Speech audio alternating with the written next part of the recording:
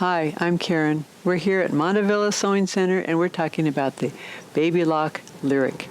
In this video, I'm going to show you the operations panel and explain what that's all about. So to start with, when you first turn on your machine, it's going to have this little light up here. Now that means that you've got these stitches here, those little squares there have to do with if I want to go directly to a stitch, that's what I do. And then down here, this is these stitches up here. Notice it's the same little picture. These stitches, all of these quick select stitches are included up here, but there's a lot of other stitches like buttonholes and some decorative and useful stitches like that. Then you've got this down here, and is it okay to cancel? You just push OK. This is kind of like your yes button here. Okay, so when you're in this, you've got three selections. You've got group number 1, push it a second time.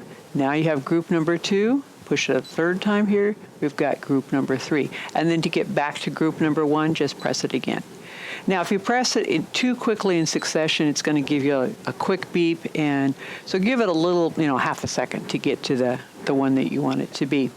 So down here we have lettering. Now, for lettering, it says, see the quick reference guide for uppercase and lowercase. Now, the quick reference guide is this here. You have the instruction guide and the quick reference. So in the back of the quick reference, you have the different fonts and the numbers that you would type in to get to the different fonts. So for instance, say I was going to do a lowercase a, I would go 27. And there it is. And to clear that out, say I didn't want to have that, just push the clear button. And then you've got script lettering, and you've got also outline lettering. And then you also have Cyrillic or Russian lettering, and then you have Japanese lettering too. Now, here's an example of some of the lettering that you can do. And you can see that script lettering looks really nice. All of it does, but I mean, this is one of the machines that does really a nice job on your script lettering. Okay, so I'm going to get back into this here. Now, this button, notice there's a little slash and a little pocket there. That means it has 2 functions. So if you push it a second time, now it gets into the memory. And we have 5 memory spots there. It says we're on the first one of 5. I happen to have put in 2 different things here. So if I go down arrow, I can get to the next one. Now, since there's nothing in pockets 3 through 5, it's just going to switch from 1 to 2. To get out of that, just push your back button. Okay, actually OK, and then I can push my back button. There you go. OK to cancel current one. Okay, so that's what these are here for. Just try them out, see what you can come up with. It's one of those things, you get to know your machine the more you push buttons and stitch things out. Okay, now up here we have your stitch width. So you see that little zigzag there getting narrower and wider. That's how, if you want to change the width, it's not going to show it here, but it's going to make a narrower one there. Now, the white letters on the black background show that that's at default. And so if it's dark letters on a light background, that shows that it's not in default. So to get back to default for stitch number 5, just reselect the stitch. Now, this one here, these little arrows are for your thread tension. Notice there's no dial up here to regulate your thread tension. So you can change your thread tension here. That is something you might want to do if, say, you're gathering and you want to tighten your top tension, you can do that. Or if you have a thicker decorative thread on the top, you can loosen your thread tension just by pushing these buttons. Okay, and then the OK and the clear button or the back button. Think of the OK as like, that's yes. Remember when it said do you want to cancel the current stitch? Well, I say yes. Okay, I do want to do that. Or maybe I push the wrong button and I don't want to cancel it. Then I would push the no button. I want to keep the stitch I have. So the yes, the no, or the okay and the back button. Okay, over here, now these are interesting, these two buttons here are interesting ways to save settings. If, for instance, your zigzag, you consistently have to adjust it to make it maybe longer and wider than you want it to be, and every time you choose zigzag, you need to do that. Well, there's a way to save those settings. So let's say I want my zigzag to be wider, and I want it to be longer. Then I push this button right here, saving. So now it has saved those settings, and see, they're not in default. So here I'm going to go back to regular sewing, regular straight stitching, go back to number 5, and it has saved my settings. It will save these settings even if you've turned off your machine. Now what if I want to go back to default? That's what this one is for. That puts it back to default, but then you also need to save that as default. So remember, push save if you want to get it back into default. But those are really handy to have, and you can use those for a variety of your different stitches to save your specific settings. Now this is a really nice one to have. Lower presser foot, I'm going to do that. I'm going to push this again. And this is a great safety feature. And the book, it calls it a needle exchange, foot exchange button, but it's basically a lockout button. You can push any button, push on your foot pedal, it's not going to start sewing. So it's a great safety feature, so you can have your machine on and the light on and be changing your needle, and it's a safety feature. So to turn that back off, you just press it a second time. Now, notice it gave me that message about lowering the presser foot. So it needs you to do that in order for that to work. But let me show you something. If I have that, I'm going to do this again. Go back to one. There we go. Okay, lower presser foot. Now, so I'm in the lockout. Oops, do it again. And then if I put this up, I can still put this up, but it remains in lockout. Look up here, that little door is shut. That means we can't do any threading or anything, but as soon as I take it out of lockout, that door opens back up.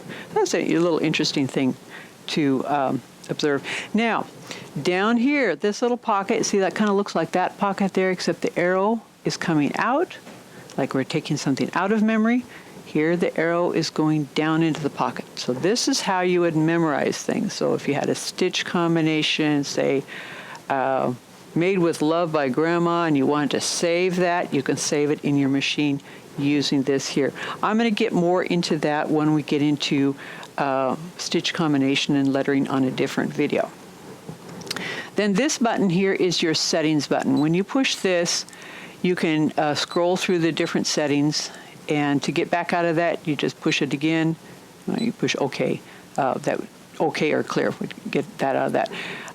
But the settings, another video again, because it's kind of complicated, kind of involved, but I do want to show you how you can customize your machine to make it efficient, make sewing fast, efficient, and easy for you. Okay, I'm going to get out of that. And then this is your turnover key or your mirror key. So I'm going to show you by way of, let's get into decorative stitching. Yes, it's okay to do that, to get out of that stitch. Okay, category 2, I'm going to go with 09, the little star. Okay, if I push this key, notice what happens. It turns that row of stars upside down. Okay, down here is just a single. Now look at this icon right here. Push this button, we've got a single star. See, a single motif.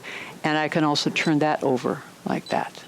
Okay, so and then down here is your back to the beginning button. Now again, we're going to get into more of that when we get into stitch combinations. But this is, say for instance, I was spelling out something on my machine, and I decided, oh, I don't like that thread color. I'm going to switch to a different thread color, and I want to start back at the beginning of my lettering. I would push this button, and that gets me right back to the beginning so I can start over again. So that's a bit back to the beginning button. Up here, we talked about this a little bit on our basic operations video, but this button here does a locking stitch at the beginning, and then when you push your locking stitch or reverse stitch, depending on what stitch you're choosing, it will also do it at the end when you just press that one button. You don't have to keep your finger on the button, it just does it automatically. Then if you have this here, it also cuts the thread after doing the automatic lock. So those are really nice features to have. So experiment with these features, try them out. Use scraps of fabric and see what you can come up with. Another thing I should point out is right up here, you see the little thing that looks like a little short foot? That one has an N on it. So make sure you use the correct foot for sewing these various different stitches. If I'm back into here, and I'm just sewing regular, notice it has the J foot. The J foot is the one that's on your machine when you've bought your machine, and you might be wondering, what is this little knob at the side? I bet some of you know, but I bet some of you don't know what that is. I'm going to show you. First of all, I'm going to take that thread out of here because I wanted to just show you on my little sample here. If I can find it. Yep, here we go. Okay, let's say you have a jeans hem and you want to put up that hem, but see how thick that flat felled seam is? And you're sewing along and it gets kind of bogged down as it's coming here. What you want to do is lift up your presser foot, push down on the front of the toe, push in that button, and the pressure of that thick seam on the underside of the foot is going to keep that button in, and it's going to keep that so it just goes right neatly. Okay, it did the back stitch, there we go. Yeah, and it's going to go right neatly over that thick seam. That's what that little button is for. It's for kind of coming up evenly over those thick seams. Okay, so that's your basic operation panel and a little freebie thrown in there for a good measure. So practice with your machine, try it out, get to know it, see what it can do for you. If this video has been helpful to you, give us a thumbs up. And if you have comments or questions, you can leave those in the area down below. We have lots of other videos, so stay tuned. Thanks for watching. Bye.